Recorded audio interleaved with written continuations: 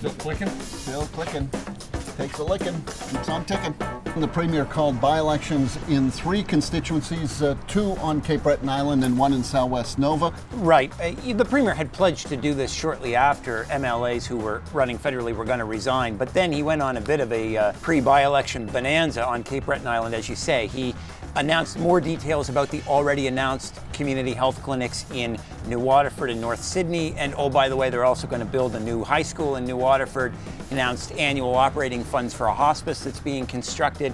And he also announced the location for the new community college, which we already knew was going to move, but until Friday didn't know to what location. And these are all legitimate government announcements, nothing wrong with that. The timing, however, is a bit suspect, given that during elections and by extension by-elections, government announcements are essentially forbidden. This really was the Premier's office, his party launching this by-election, giving their 2 candidates who, by the way, happened to be in the audience, a bit of a boost.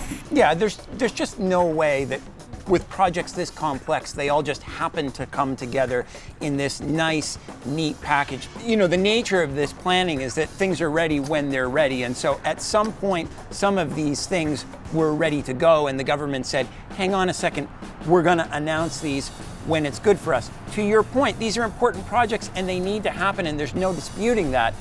But the government is certainly using the timing of the announcements to their advantage. Absolutely. They want to give the Liberal candidates, particularly those in Cape Breton who perhaps face a bit of an uphill battle, something to say on the doorstep when they're confronted with people who say, hey, what has Stephen McNeil done for me lately? Yeah, and it really also kind of gets at this bit of a false narrative that has grown over the last couple of years on Cape Breton.